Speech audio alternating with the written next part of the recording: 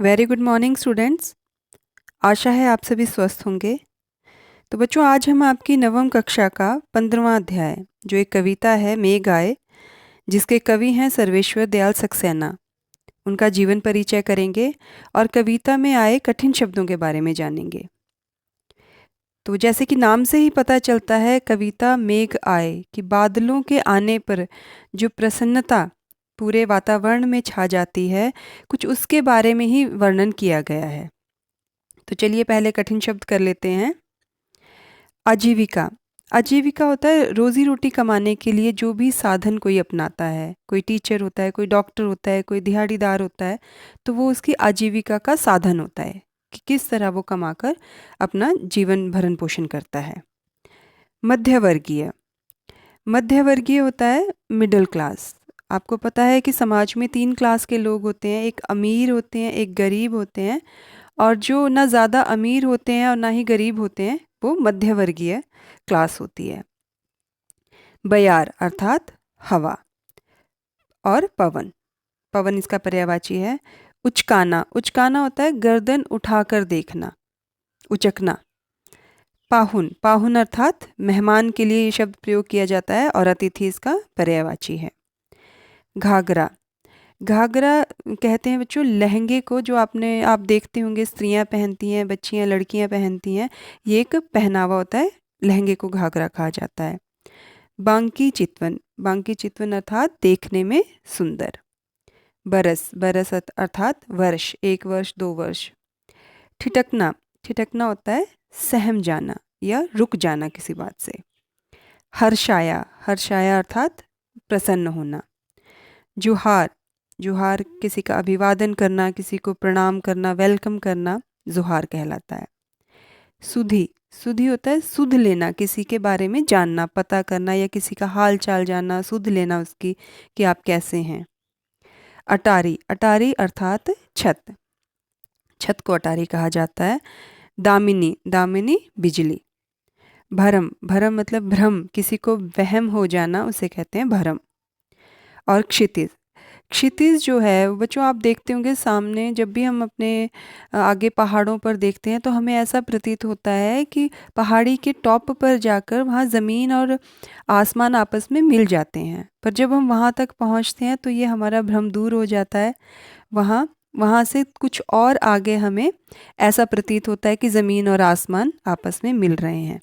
तो जहाँ हमें ऐसा प्रतीत हो कि ज़मीन और आसमान आपस में मिलते प्रतीत हों, उस स्थान को क्षितिज कहते हैं। तो ये जो कविता है बच्चों, पूरी कविता में मानवीकरण अलंकार का प्रयोग किया गया है। अब अलंकार क्या होता है? जिस प्रकार स्त्रियां गहने पहनकर और अधिक सुंदर लगती हैं, सुंदर तो होती ही हैं, पर गहने पहनकर और अधिक सुंदर लगती हैं, उसी प्रकार कविताओं में जब अलंकार का प्रयोग किया जाता है तो वो कविता और अधिक सुंदर बन जाती है। तो इस कविता में मानवीकरण अलंकार का प्रयोग किया गया है। तो मानवीकरण अलंकार होता क्या है?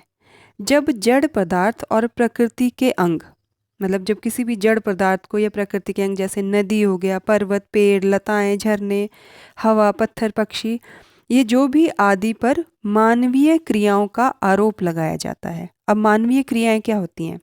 जैसे हंसना, रोना, बोलना, गाना, ये सारी मानवीय क्रियाएं हैं और प्रकृति इनको नहीं कर सकती।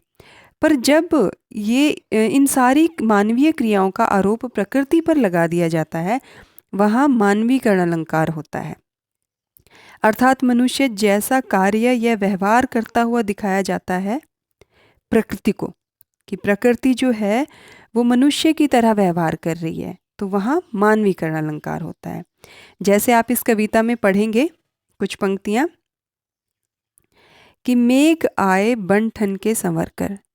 तो बनना संवरना तो मानवीय व्यवहार है, मनुष्य कर सकता है, मेघ तो नहीं कर सकते। पर यहाँ मेघों पर आरोप लगा दिया है, मेघों को मानवीय व्यवहार करते हुए दर्शाया गया है कि मेघ जो है वो बन ठन कर और संवर कर आ रहे हैं।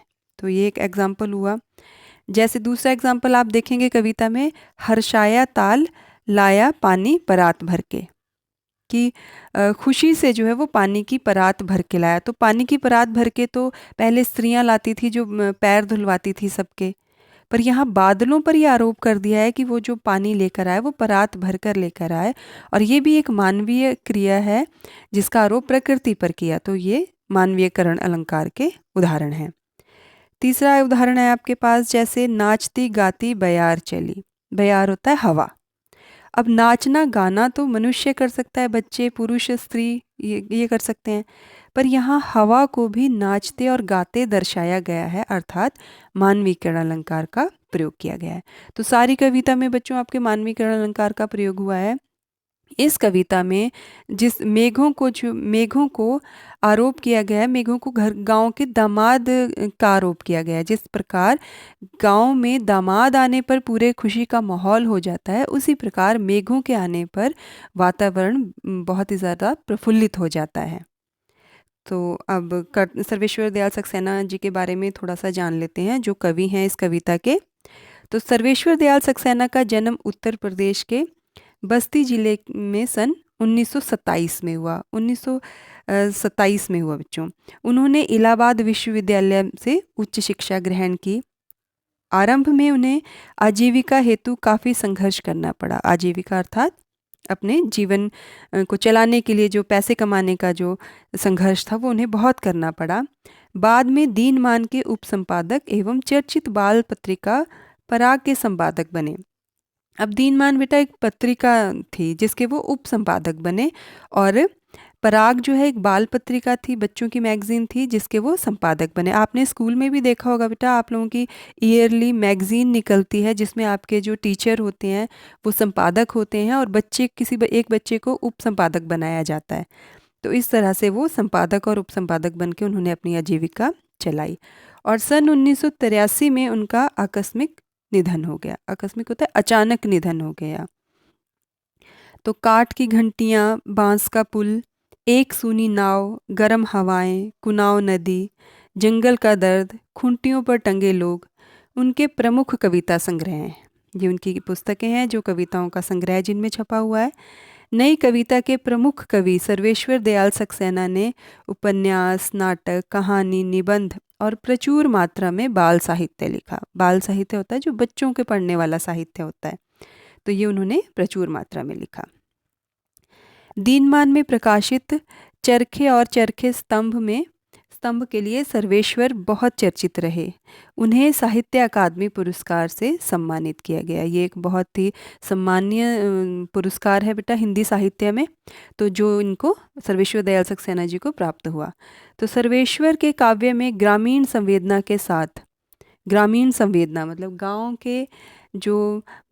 में जो भाव, जो प्रेम एक दूसरे के साथ होता है, उसके साथ साथ शहरी मध्यवर्गीय जीवन बोध भी व्यक्त हुआ है कि शहर में जो मध्यवर्गीय लोग हैं उनका जीवन किस तरह का होता है, उसे भी व्यक्त किया गया है। यह बोध उनके कथ्य में ही नहीं, भाषा में भी दिखाई देता है। सर्वेश्वर की भाषा सहज और लोक की महक लिए हुए है कि बहुत ज़्यादा कठिन भाषा का प्रयोग उन्होंने नहीं किया, सहज भाषा का प्रयोग किया है।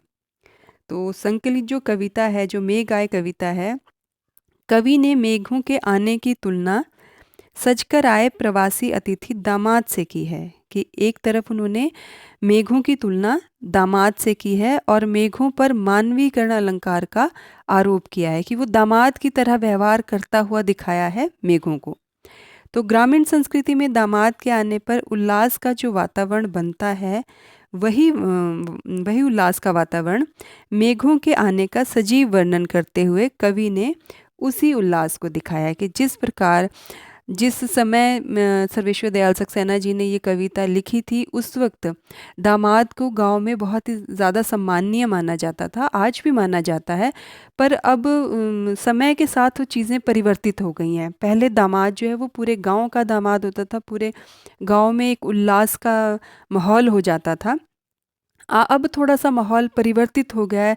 पहले तो दामाद ही ससुराल जाना पसंद नहीं करते, और अगर कुछ दामाद जाना पसंद भी करते हैं तो वो उत्साह और उल्लास जो है वो सिर्फ पारिवारिक ही होता है, पूरे गांव में नहीं हो पाता, क्योंकि अब माहौल धीरे धीरे चेंज हो रहा है। लोग इतने ज़्यादा व्यस्त हो गए हैं कि उन्हें अपने ही मेहमानों से फुर्सत नहीं है, तो पड़ोसियों के मेहमानों की तो किसे फ़िक्र होती है।